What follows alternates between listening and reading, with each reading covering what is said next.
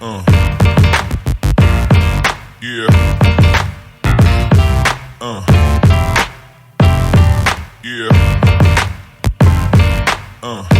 Hoje estou no primeiro vídeo de Jontara. O tema de hoje é o mês refletivo significativo do bom mês, que é especial para a história e a conquista dos surdos. Hoje estamos com o entrevistado Gabriel. Apresente-se para nós, por favor.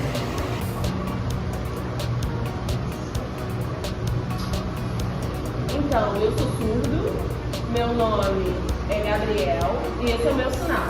Eu nasci surdo, minha família é toda de ouvintes, então foi meio preocupante como ia acontecer essa comunicação, mas eu sou muito esforçado e eu gosto dessa visibilidade, é importante essa visibilidade para os surdos. Em relação à sua profissão, como é que você conduz esse tema? Então, eu trabalho, eu sou dono de uma marca, eu sou administrador também. Passadíssimo. De marketing, ele trabalha com marketing também, já há um tempo. Não é fácil, é muito difícil porque ele é surdo, ele precisa de um esforço maior. Mas ele continua estudando a tecnologia, continua estudando através da informática, mas também é dono da Movimento Hands. O Movimento Hands é uma empresa também que ele tem, que fabrica essas blusas, essa daqui que ele está usando. É importante esse movimento para a cultura e para a comunidade surda, para a divulgação, né, e compartilhamento da língua de sinais, esse contato é muito importante. Isso mostra para a sociedade, ensina para a sociedade que não é impossível. É difícil, mas é possível. Então o Movimento Hands está aí para divulgar a cultura e a comunidade surda. De que maneira você consegue nos informar sobre o que é a cultura surda?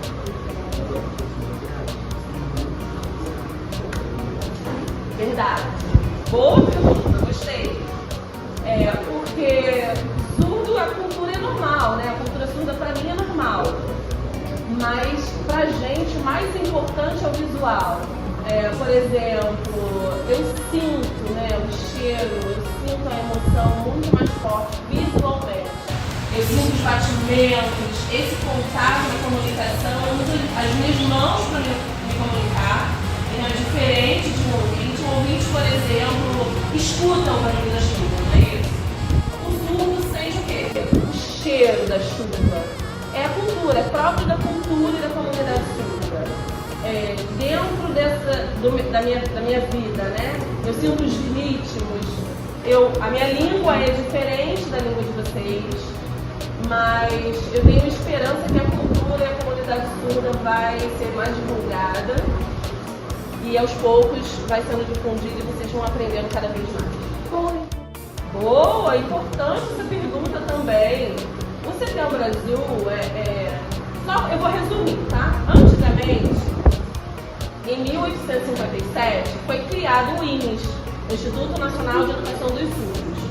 E lá tinha um rei, né, o Dom Pedro II, ele que criou esse instituto, né? E foi o primeiro diretor surdo, né? Foi o primeiro. E lá, na Algeiras, então ele veio da França, o LEP veio da França e criou o INES, que é muito importante, especial para a comunidade surda. O tempo foi passando, as lutas foram acontecendo, né? E devagarzinho, o mês de setembro, ele foi... Então, aconteceu também a marcha dos surdos, e aí isso tudo aconteceu em setembro, por isso a importância do Setembro Azul. Como você acha que o Brasil, de grande modo, lida com a surdez e pessoas com um tipo de necessidade especial?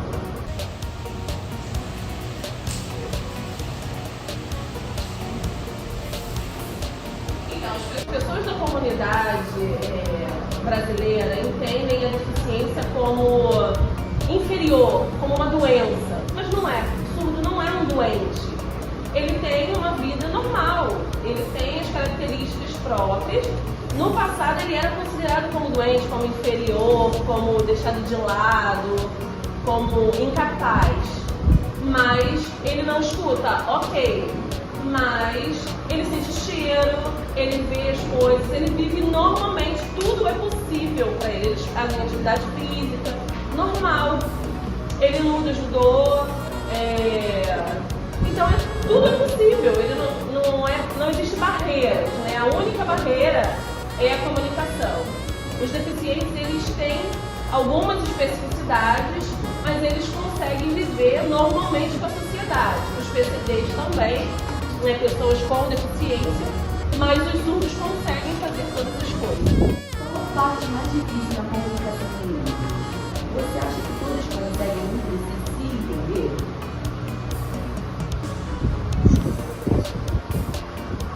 Então, as pessoas têm dificuldade, né? Ele precisa usar estratégias. Como o ouvinte vai saber Libras, né? Como ele vai aprender? Ele usa estratégias, ele usa o telefone, pessoas conhecidas. Algumas pessoas sabem o básico de Libras e ficam muito nervosos quando encontram com os surdos. Mas é possível. O ouvinte também precisa se esforçar para aprender. Não precisa ter vergonha, porque a comunicação é o mais importante. É muito importante a comunicação. Libras realmente é uma língua um pouco difícil, mas tudo se acostuma. Precisa de esforço e vontade também, né, de aprender. Você acha que existe preconceito, até mesmo dificuldade, oportunidades de emprego para pessoas surdas? Tem muita dificuldade, tem sim. Eu comecei a estudar no ensino médio, me formei em administração. No Senai, eu faço a administração do Senai, eu continuo estudando. E eu era o único surdo no meio de um monte de ouvintes. Então, às vezes tinha intérprete, quando não tinha, eu precisava de estratégias, né, para conseguir entender a economia e a administração. E sofri muito preconceito, desprezo, as pessoas não queriam, ou não podiam, não me aceitavam nos lugares. Os grupos não me aceitavam e na maioria das vezes eu fazia tudo sozinho, né? Até que uma pessoa me chamou, mas eu sofri muito preconceito, porque as pessoas não me davam voz, não conseguiam mostrar que era possível. Então eu sempre tinha desafios, todos os dias eu tinha desafios profissionais, né? Para mostrar o que eu penso, o que eu gosto, o meu esforço, o meu trabalho também. Então assim, foi bem difícil. Criar a empresa também foi bem difícil. As pessoas me diziam logo que não pode, era impossível.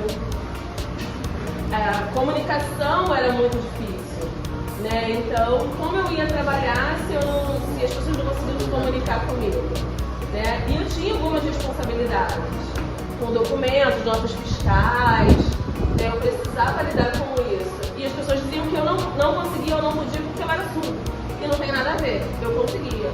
Eu sabia fazer todas essas coisas, né? Eu mostrava através de slides que eu conseguia, que era possível, mas precisa de muito esforço e tem muito preconceito na sociedade. Professora,